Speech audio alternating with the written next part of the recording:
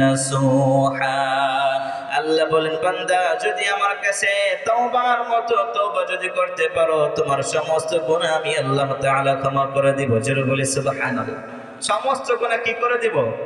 ক্ষমা করে দিব। মা বাবার আলোচনা যেহেতু করতেছি, এখানে যেহেতু তওবার একটা কথা আসছে, আর একটা ঘটনা আপনাদেরকে শোনাই। এক লোক বনে ইসরায়েলের ৯৯টা খুন করছে। কয়টা খুন? জোরে কোন কয়টা? ৯৯টা। এখানে আমরা কেউ আছি এতগুলো খুন করছি? কেউ নাই। এই লোকটা এতগুলো খুন করার পরে তখন সে ভাবলো, এখন আমার জন্য কোনো তওবার দরজা খোলা আছে কিনা, আল্লাহ আমাকে ক্ষমা করবে কিনা। উনি চিন্তায় পড়ে গেল।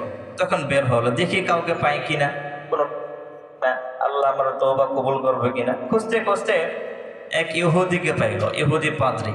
আমাদের মুসলমান ধর্মের যেমন আমরা আলেমদেরকে কোনো মাসালা জিজ্ঞাসা করি, ইহুদিরাও পাদ্রীদেরকে জিজ্ঞাসা করত। এই পাদ্রীকে সামনে পেল, পাওয়ার পর বলতেছে যে আমি তো এতগুলো খুন করছি, আমার তওবা কি আল্লাহ কবুল করবেন? আমার এই গুনাহগুলো ক্ষমা করার আর কোনো রাস্তা কি আছে দুনিয়াতে? পাদ্রী বলে, এতগুলো খুন তুমি করছো না, তোমার জন্য আর কোনো দরজা খোলা নেই, যাও। তোমার এই তওবা বা তোমার এই গুনাহ ক্ষমা করার আর কোনো রাস্তা কি দুনিয়াতে নেই, যাও তুমি চলে যাও। এখন ওই যে লোক যে এতগুলো খুন করছে, সে বলে, এতগুলো খুন করছি, ৯৯টা খুন করছি, আমার যেহেতু এই গুনাহগুলো ক্ষমা করানোর আর কোনো রাস্তা নাই, তুমিও যেহেতু আমাকে না বলে দিয়েছো, সুতরাং তোমারও বাঁচার দরকার নাই, তোমার আমি হত্যা করে ফেলবো। এখন কতটা হয়েছে? পাদ্রীকেও সে কি করে ফেলছে? মেরে ফেলছে, হত্যা করে ফেলছে। এখন লোকটা আবার বলে, আল্লাহ এখন কি করি? এখন তো রাগে আরেকটা কাম কি করে ফেলছি, হত্যা করে ফেলছি। লোকটা এখন আবার বের হলো।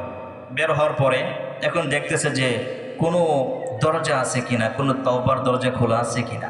খুঁজতে খুঁজতে এক লোক বলে, হ্যাঁ, তোমার তওবা বা তোমার এই গুনাহ ক্ষমা করানোর একটা রাস্তা আছে। তুমি এক কাজ করো, এই এলাকা ছেড়ে ওই যে আরেকটা এলাকা আছে, ওই এলাকায় যাও, সেখানে একজন আল্লাহর ওলি আছে, সেখানে গেলে যদি তার কাছে তুমি যাইতে পারো, তোমার একটা ব্যবস্থা হবে, তোমার এই গুনার ক্ষমা করানোর একটা রাস্তা সে দেখিয়ে দেবে।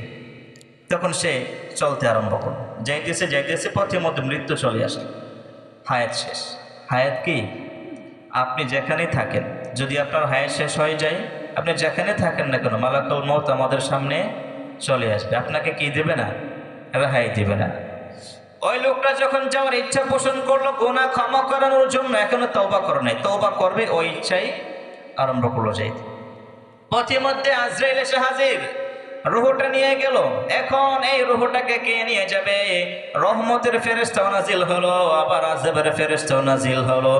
নাজিল হয়ে রহমতের ফেরেশতা বলতে লাগলো, ও আযাবের ফেরেশতা, এই লোকটা যদিও ১০০ খুন করেছে, তারপরও তওবা করার জন্য আল্লাহর ভয়ে নিজ এলাকা ছেড়ে আরেক আল্লাহর ওলির কাছে যাওয়ার ইচ্ছা পোষণ সে করেছে, সুতরাং তাকে আমরা নিয়ে যাব, তাকে কোনো শাস্তি দিতে পারবা না, তাকে কোনো আযাব দেওয়া যাবে না, তোমরা তাকে নিতে পারবা না। রহমতের ফেরেশতা বলে, না, সে তো তওবা করে কি হয়েছে, কিন্তু সে তওবার নিয়ত তো করেছে। দেখেন, নিয়ত, ইন্নামাল আমালু বিন্নিয়াত, প্রত্যেকটা কাজ নিয়তের উপরেই নির্ভরশীল তার সওয়াব।